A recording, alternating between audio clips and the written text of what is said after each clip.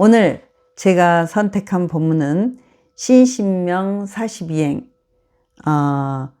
장심용신 기비대착, 마음을 가지고 마음을 쓰는 것이야말로 가장 큰 그릇됨이라.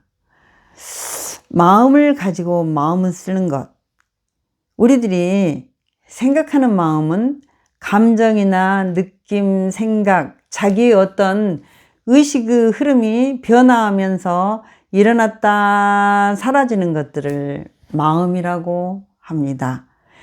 예를 들면 오늘 기분이 참 좋다, 오늘은 어쩐지 기분이 좀 별로다, 그 말에 어쩐지 나는 마음이 상한다, 지금 이런 생각이 드네.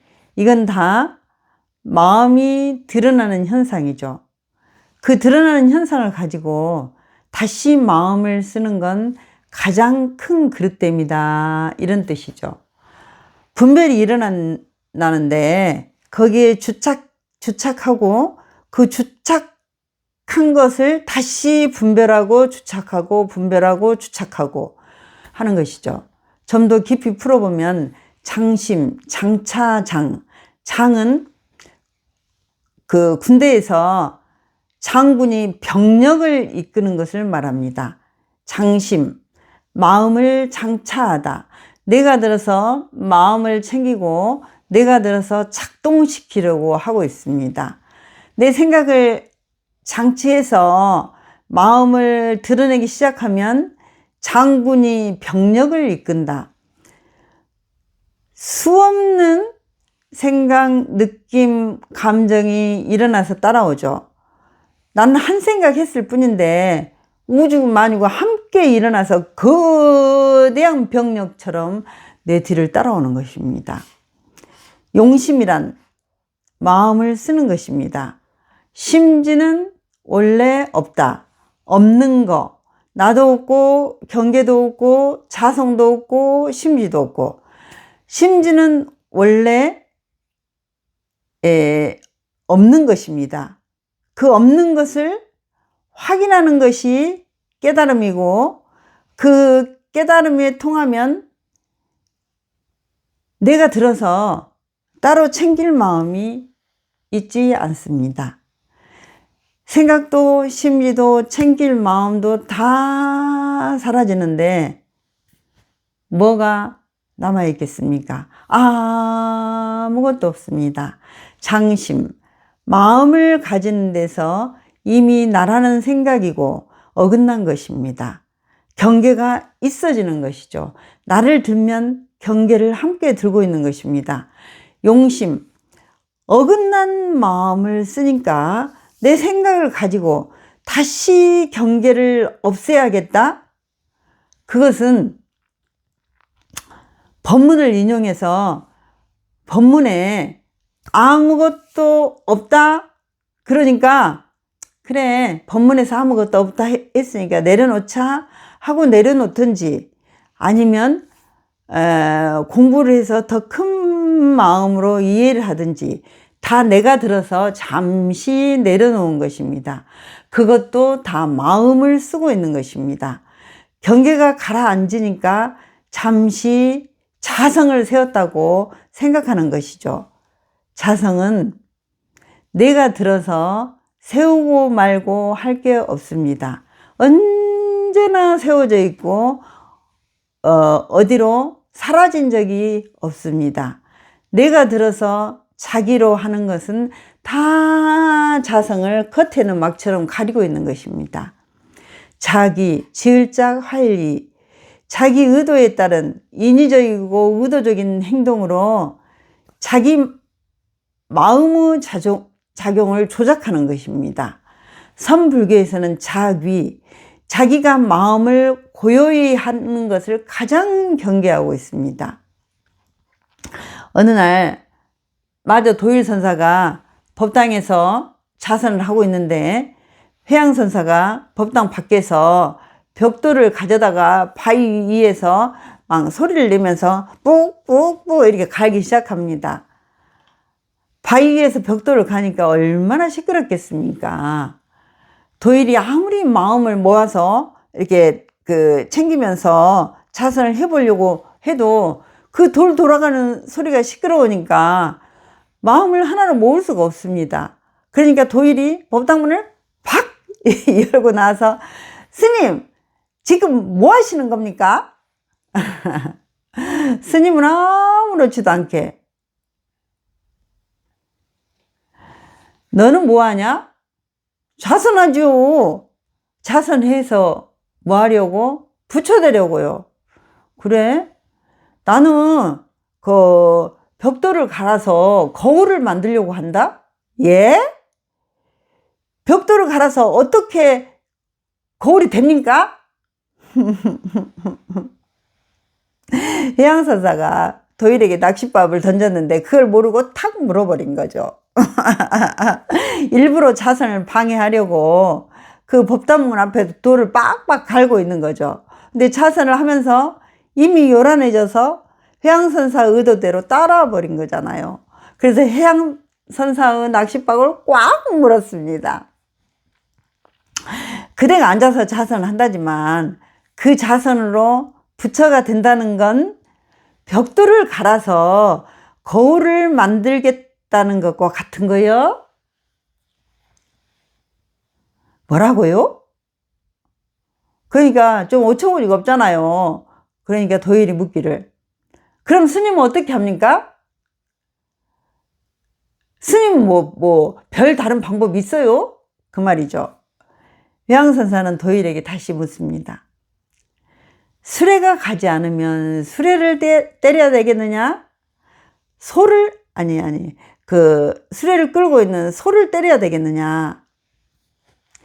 자귀, 공부하고자 작정하는 그 뜻이 도를 가로막는 것이고, 깨닫고자 하는 그 마음이, 노력하는 그 마음이 오히려 깨달음과는 멀어지는 것입니다. 승찬대사가 가르치는 지도무난 유혐간택, 지극한 도는 예씀이 없고 예쓰면 바로 어긋난다. 내가 어떻게 해보겠다는 작정과 의지, 조작의 마음입니다. 승찬 스님이 가르치는 지극한 도는 깨달음입니다. 깨달음은 내가 들어서 하는 게 아니라 나도 모르게 이루어지는 일입니다. 어떤 선사는 도둑처럼 찾아온다 했습니다. 도둑은 주인에게 애고하고 찾아오지 않습니다. 도는 내가 기다린다고 오는 것도 아니고, 내가 계산한다고 오는 것도 아니고, 내가 어떤 스케줄을 짜서 이날 도를 맞이하겠다 계획한다고 이루어지지 않습니다. 도는 불시에 기대조차 없을 때 도둑처럼 문득 들어옵니다. 간절한 발심이 나도 모르게 가져다주는 원동력입니다. 기비대착, 어찌 큰 그릇됨이 아니랴. 대착, 큰 착오거든요. 큰 착오라는 것은 근본적으로 미혹한 상태인데, 대착을 모르고는 대오를 말할 수 없습니다. 대오는 큰 깨달음이죠. 자신이 얼마나 미혹한 줄 알아야 그 미혹을 놓을 수 있습니다. 저는 앞으로 나갈 수도 없고 뒤로 물러날 수도 없을 때 인천에 있는 대부도 끝에 서서 그 밀려오는 물을 바라보면서, 저 물에 빠져 죽고 싶다. 도대체 뭐가 잘못되었을까? 대착은 낭떠러지가 아니고 참나로 돌아오는 분입니다. 백척간두, 100척이나 되는 높은 장대 끝에 서 있습니다. 다시 말해 어디에도 의지할 수 없는 마지막 경계. 저는 새벽에 법당에서 자선을 하고 있는데 갑자기 법당문을 확 열고 김명균 나가! 네가 있을 자리가 아니잖아! 남자 교도가 내 눈을 똑바로 쳐다보고 6개월을 소리를 지르고 욱박 지를 때 처음에는 정말 죽고 싶었습니다. 뭐가 잘못되었을까? 도무지 알 수가 없었습니다. 그런데 거기서 한 걸음 더 나아가랍니다. 생각이 끼어들면 죽습니다. 그때 만약 생각에 휘둘렸다면 대부도 난간에서 물에 떨어져 죽었겠죠. 100척이나 되는 장대 끝에 서 있습니다. 제가 나이가 이렇게 많이 먹어갖고, 저는 부모님도 다 돌아가시고 오빠들도 다 돌아가시고 갈 데도 없고, 그렇다고 해서 뭐 짐 싸갖고 나갈 수도 없고, 짐 싸갖고 나가도 갈 데도 없습니다. 차도 없고 우도 없고 발 디딜 자리도 없고 몸을 가눌 것도 사라졌습니다. 그 어떤 분별도 생각도 의지할 수 없습니다. 제가 뭘 할 수 있어야 그 사람들 마음을 달랠 수가 있죠. 이렇게 해도 틀리다, 저렇게 해도 틀리다, 그냥 편안하게 가만히 있었습니다. 그냥 너희들 하고 싶은 대로 해라 그랬습니다. 그래서 제가 추천한 학생이 방학 때 왔는데, 그 학생이 하는 말, 교무님은 저렇게 소리를 지르는데 걱정을 하나도 하지 않네요. 내가 할 수 있는 일이 없다. 너무 편안하게 보여요. 제가 가만히 있으면 있을수록 수위가 더 높아졌습니다. 그러던 어느 날 제가 법회를 보고 법회 후에 법복을 입고 나오는데 나를 밀쳐서 땅바닥에 그대로 곤두박질 쳤거든요. 그래서 다치지 않으려고 어깨를 확 짚고 넘어졌어요. 그래서 그 충격으로 어깨를 병원에 치료를 다녔거든요. 그 사람들이 하는 말, 쇼하고 있네. 그때 저는 이미 교무도, 교도도, 교당도 아무것도 필요치 않았습니다. 그래도 백척 위에 서 있는 시공간 위에 있습니다. 그 마지막 경계마저도 어찌 큰 그릇됨이 아니랴. 그곳에서 또 한 걸음 더 나아가야 한답니다. 진일보하라. 시공간의 끝, 시공간을 넘어서라. 시공간의 끝에서 시공간을 넘어서라. 그렇다면 지금 서 있는 이 자리는 어디입니까? 자도 없고 우도 없고 앞도 없고 뒤도 없고 오고 감도 없는 이 자리가 어디일까요? 승찬 스님이 가르치는 깨달음, 그것은 우리 모두의 마음입니다. 누구도 가질 수 없고 누구도 잃을 수 없이 완벽하게 갖추어져 있는 자리, 시공간이 무너진 자리입니다.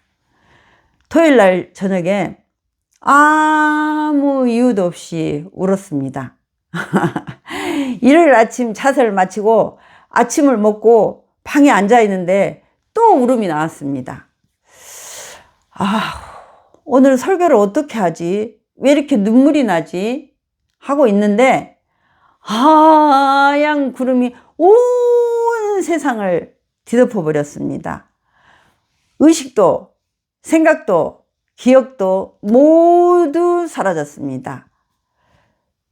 뒤돌아봐도 그 자리에 어떤 생각도 기억도 없습니다. 깨어나 보니까 눈물은 이미 그쳐 있습니다. 그 자리는 모든 번뇌가 사라진 자리입니다. 나도 없고 너도 없고 시공간도 없고 고요하고 텅 비어 있습니다. 이 일입니다. 그동안 유튜브를 시청해 주셔서 감사합니다. 더 익어진 모습으로 다음에 또 찾아뵙겠습니다.